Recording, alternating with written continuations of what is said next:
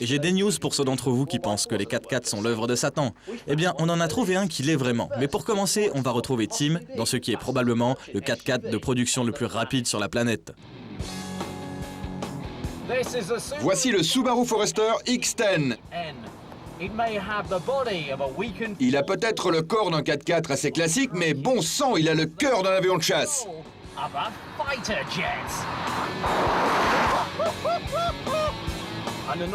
Dans des conditions normales, son moteur 2,5 litres Boxer est phénoménalement discret, mais poussez-le un peu et vous entendrez clairement le feulement du Flat 4, qui est la marque de fabrique de l'Impreza WRX. Cette voiture est beaucoup plus basse que la plupart des tout-terrains, ce qui la rend extrêmement agile pour un 4x4. Elle atteint une vitesse maxi de 220 km/h et passe de 0 à 100 en seulement 5 secondes 7. Ce qui lui donne le titre officieux de SUV de série le plus rapide du monde.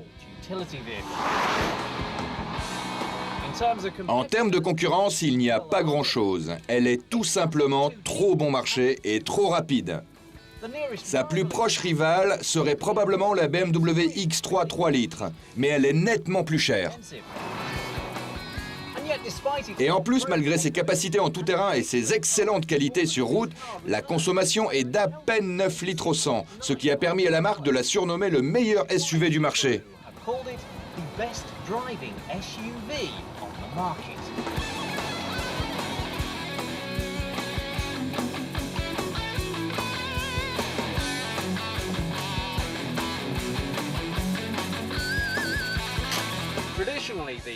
Traditionnellement, le Forester a toujours eu ce qu'on pourrait appeler un feeling économique à la japonaise. Avec des plastiques bon marché et, pour être franc, un design qui remontait aux vieilles Datsun. Mais cela a bien changé avec ce nouveau modèle. Un vrai beau 4x4. Comme beaucoup de japonaises, le style extérieur a aussi été critiqué dans le passé pour son côté passe-partout. Mais cette fois, Subaru a fait des efforts. Le Forester est de retour avec un look tout neuf. Une nouvelle face avant, avec de nouveaux phares, une grille sympa et un gros pare-choc. Le tout conçu pour donner une présence plus forte sur la route, mais ce ne sont pas les seuls changements, et l'arrière n'a pas été négligé non plus.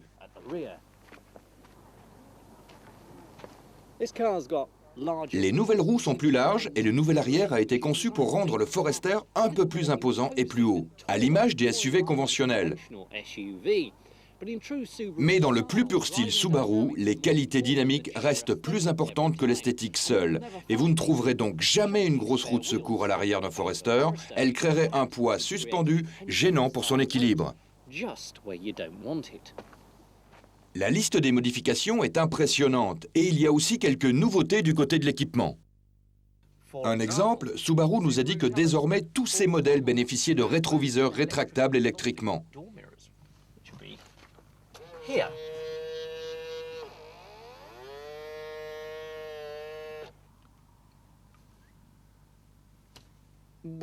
Ouais, ben moi je crois que je ne m'en vanterai pas.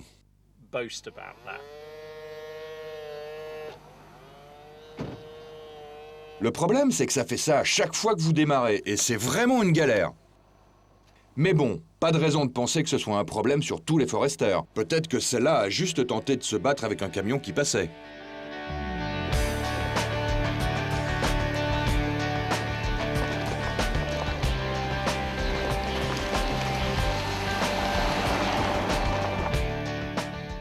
Et puis, il n'y a pas que les fous de voitures comme nous qui aiment le Forester. Le Caravan Club anglais l'a récemment élu véhicule tracteur de l'année et lui a aussi décerné son prix du meilleur 4x4 compact. On l'aime bien quand même. Donc, on l'a dit, le Forester fait des étincelles sur le bitume. Mais qu'en est-il en tout-terrain ?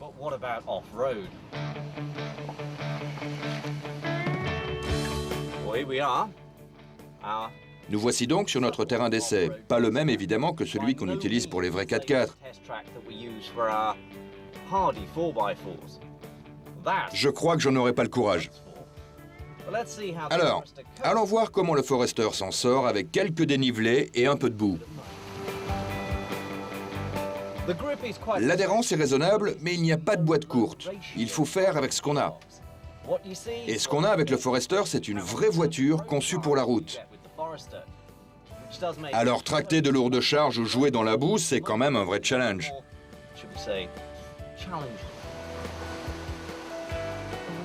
Oula, est-ce que ça va passer? Pour être honnête, la faible garde-sol rend parfois les choses un peu limites, mais je dois être franc, je ne suis jamais resté planté. Alors mon verdict en tout terrain, pas mal, mais n'oubliez pas ses limites.